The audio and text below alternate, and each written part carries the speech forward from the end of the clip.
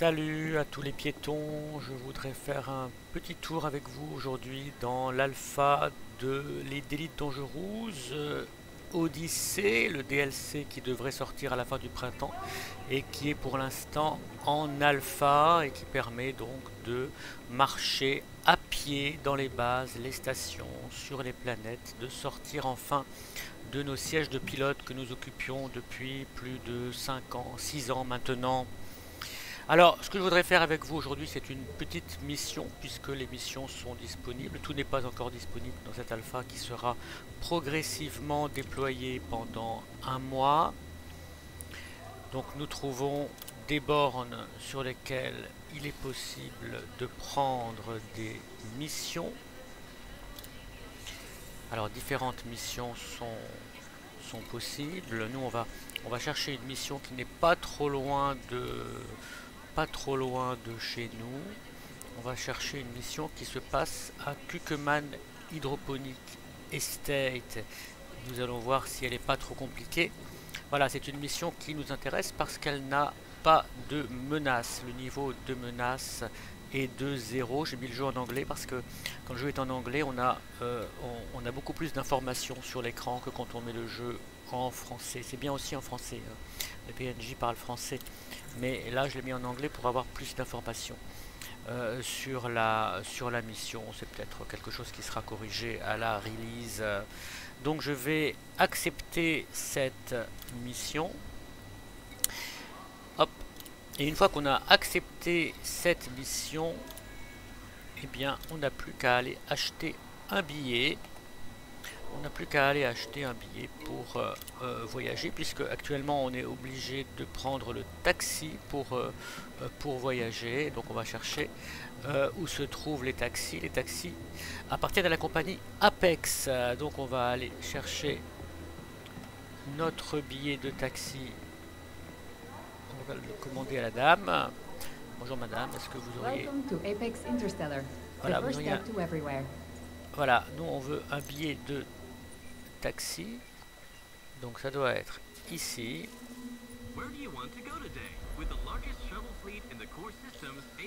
Voilà, Kukeman Hydroponique.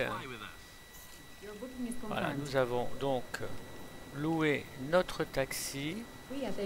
Nous allons pouvoir grimper dedans. Alors c'est juste à côté, vous voyez, les ascenseurs pour aller au taxi sont juste là. Et le taxi n'est pas encore tout à fait arrivé.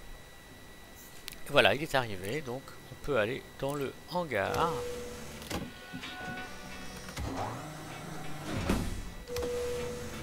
Et on va aller monter dans notre taxi. Vous voyez, c'est un Adair avec un très joli livret. On va monter dans notre taxi. Hop. Et nous saurons qui va nous conduire. Katia Kent qui va nous conduire jusqu'au lieu de notre mission. Alors on n'a plus rien à faire, contrairement à ce qui se passe d'habitude lorsque nous sommes aux commandes de nos vaisseaux. Et bien là, nous n'avons rien à faire. Nous pouvons confortablement profiter du paysage. Nous avons accès ici aux panneaux qui nous sont familiers, à droite et à gauche, panneaux que nous pouvons donc consulter comme nous le faisons habituellement. Ils n'ont rien de surprenant. Vous voyez ici, nous apprenons qu'il y a deux rangs supplémentaires qui sont apparus, le rang de mercenaires et le rang d'exobiologiste, qui sont liés aux activités de piétons, qui sont maintenant disponibles dans Elite Dangerous et qui sont liés aux missions qui sont données par les bornes ou par les donneurs de missions, parce qu'il y a des PNJ maintenant qui donnent des missions. Il y a ici deux rubriques. On va attendre d'entrer en hyperespace. Il y a deux rubriques ici qui...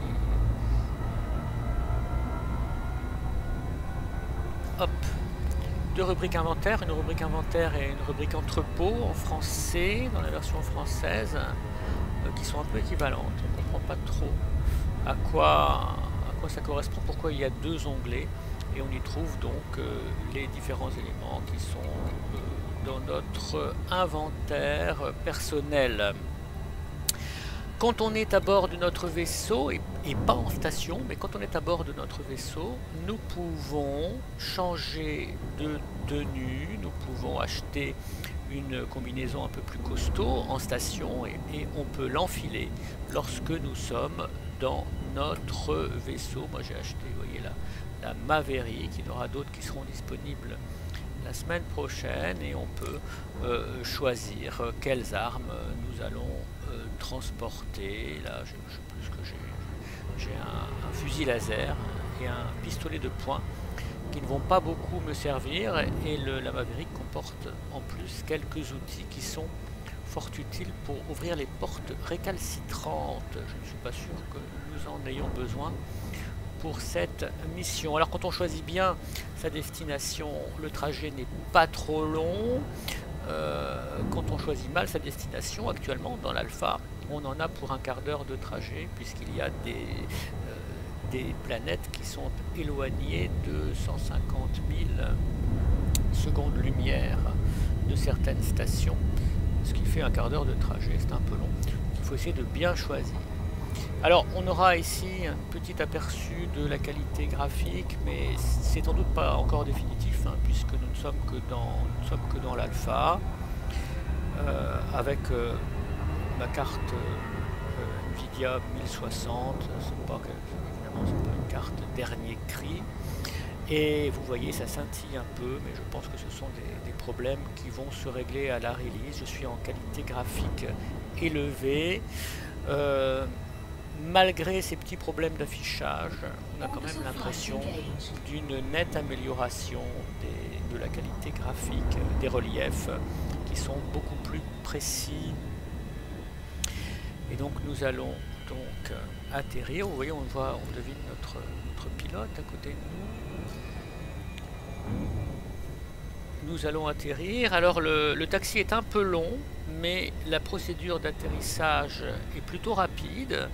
Les pilotes savent très bien comment aborder les planètes par le bon angle, ce qui fait que si le trajet est plus long que lorsqu'on pilote soi-même son vaisseau, eh bien la procédure d'atterrissage est souvent plus courte que ce qu'on fait d'habitude, parce que nous calculons souvent moins bien les trajectoires d'atterrissage que les chauffeurs de taxi d'Odyssée. Alors j'ai choisi cette planète parce que c'est une planète avec un petit peu d'atmosphère. C'est une planète avec un petit peu d'atmosphère, l'équivalent de la planète Mars telle qu'on la connaît nous aujourd'hui, hein, c'est-à-dire sans terraformation, une atmosphère légère, qui n'est pas suffisante pour supporter des végétaux, l'essence à des végétaux, la vie ou quoi que ce soit. Mais néanmoins, le ciel, vous voyez, on le devine ici, on va... Ça c'est notre chauffeur de taxi qui nous parle. Eh bien, vous voyez, on voit que le ciel est un peu mauve, un peu rose, un peu plus coloré que les ciels des planètes sans atmosphère que nous connaissions jusque-là. Et c'est une planète désertique, très chaude. Alors c'est pas tout à fait Tatooine, mais enfin, c'est quand même très différent de ce qu'on avait connu dans Elite Dangerous et dans Elite Dangerous Horizon, et ça fait extrêmement bizarre quand on est habitué à ce jeu de trouver ce type de surface et ce type d'atmosphère dans Elite. Voilà, j'aime beaucoup cette base, hein, Kukuma Hydroponics Esthète. J'y viens assez souvent depuis lundi ou mardi, depuis que j'ai commencé sur l'alpha. Alors la mission n'est en principe pas très difficile, alors j'espère que je ne vais pas me faire démentir par une horde d'ennemis qui va tomber dessus. Vous voyez, on nous avertit que il fait chaud, hein, on nous avertit qu'il fait chaud. Nous avons des indicateurs en bas à gauche avec l'indication de l'énergie dont on dispose et de notre oxygène et de notre état. Ce qui fait chaud, on ne pourra pas rester trop longtemps. Vous voyez, lorsque on réalise une mission, on a la possibilité d'aller interagir avec le terminal qui nous donne des renseignements et des marqueurs qui nous permettent ensuite de nous orienter vers l'objectif de notre mission. Ici, ce n'est pas le cas, parce que le problème, c'est justement que cette ferme hydroponique est en panne et que nous sommes là pour la réparer, sinon les plantes qui sont en train d'être cultivées ici dans cette ferme hydroponique eh bien, risquent de mourir si elles ne sont pas alimentées en énergie. Et donc notre mission c'est d'aller remettre de l'énergie dans le générateur. Vous voyez, le problème c'est que vous voyez les portes sont fermées parce qu'il n'y a plus de courant, donc il faut forcer l'ouverture. Pour forcer l'ouverture, nous allons appuyer sur la touche 5 de notre clavier, si on joue en clavier souris, et nous allons ouvrir le panneau de maintenance, voilà, de manière un peu cavalière. Nous allons ouvrir le panneau, voilà, et nous allons ensuite changer d'outil, et nous allons prendre ce qu'ils appellent l'Energy Link, qui a deux modes, vous voyez, un mode transfert, et un mode surcharge. Nous avons besoin du mode surcharge. Nous allons surcharger les contacteurs de la porte pour forcer l'ouverture de cette dernière. Et voilà, la porte est ouverte. Nous pouvons, touche U, nous pouvons rengainer notre arme et aller nous occuper de réaliser notre mission, de remettre du courant dans cette base qui est complètement morte, qui est complètement éteinte, pour sauver la vie des pauvres plantes précieuses que les scientifiques ou les agriculteurs, je ne sais pas, cultivent par ici. Donc vous voyez ici on a donc l'endroit où nous devons mettre le régulateur. Alors vous voyez dans notre inventaire, nous voyons que nous disposons d'un régulateur, un régulateur qui nous a été donné lorsque nous avons pris la mission. Bon voilà, donc c'est le moment ou jamais de l'utiliser. Donc on appuie sur E pour interagir. Hop, et nous sélectionnons le régulateur et nous confirmons que nous voulons le déposer dans l'emplacement prévu à cet effet. Ensuite, nous nous rendons vers le panneau et là, nous interagissons avec le panneau pour, voilà, vous voyez, la boîte dans laquelle nous avons mis le régulateur se referme, l'emplacement se referme, et voilà, il y a de nouveau du courant dans la base est en train de reprendre vie grâce à nous. Les plantes sont sauvées. Là on peut faire des tas de choses maintenant qu'il y a du courant électrique. Vous voyez par exemple, grâce à notre régulateur, grâce à notre Energy Link, pardon, en mode transfert, nous pouvons recharger, voilà, recharger l'énergie, elle est maintenant à 100% de notre combinaison. Voilà, donc c'est bien commode quand on n'a plus trop d'oxygène ou plus trop d'énergie. De même ici, vous voyez, on peut de nouveau accéder au tableau de cette station qui était inaccessible parce qu'il n'y avait pas de courant. Et donc nous pouvons, par exemple, nous aider à nous repérer dans la base si on veut aller visiter je ne sais quoi dans cet habitat, building extérieur ou la production agricole. Eh bien nous pouvons aller sélectionner des endroits que nous voulons aller visiter et ils vont s'afficher dans notre radar. En principe, ils vont s'afficher dans notre radar.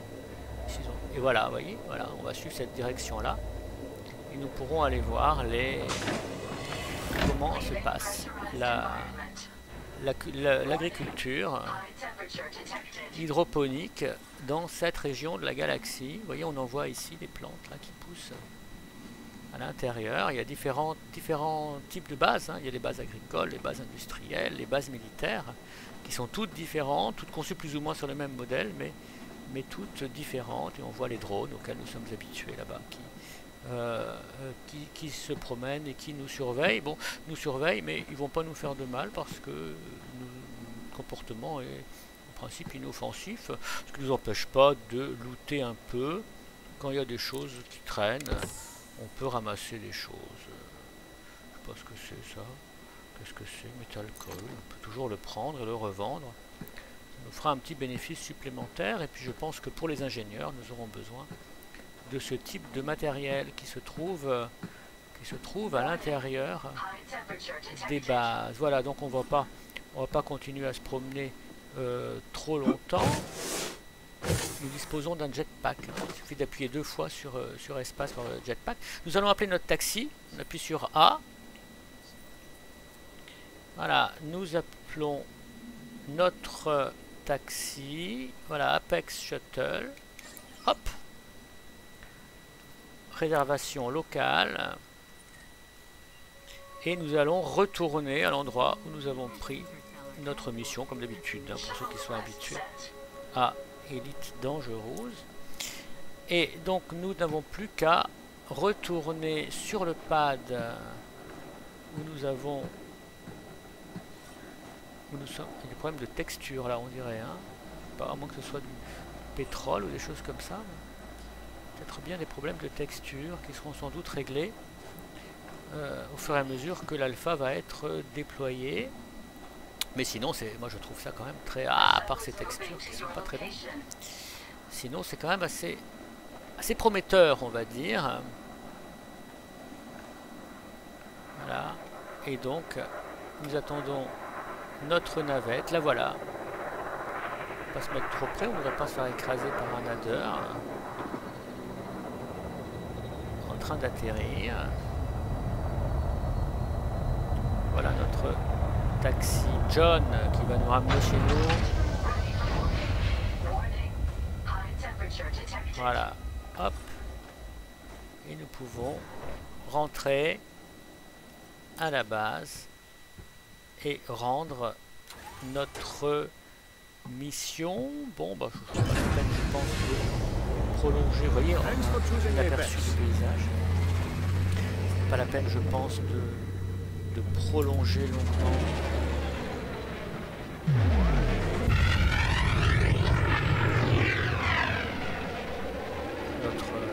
Notre promenade. Nous allons retourner.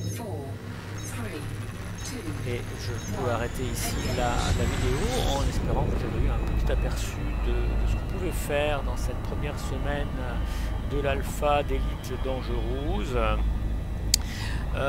Qui est encore très imparfait. Il y a beaucoup de bugs visuels, on en a expérimenté, beaucoup de bugs avec les missions, certaines on ne peut juste pas les faire parce qu'on n'a pas l'armement, parce qu'on n'a pas forcément l'équipement, ou parce qu'on n'a pas bien compris encore quelle était la mécanique de gameplay. Mais moi je trouve que c'est extrêmement prometteur, et donc je conseille à tous ceux qui aiment les jeux spatiaux de suivre attentivement ce qui va se passer dans ce mois qui vient de commencer lundi. Voilà, donc amusez-vous bien et nous allons en rester là. C'était le commandeur Blaise Pascal du squadron Blackbird Concilium. À bientôt en vol peut-être. Au revoir.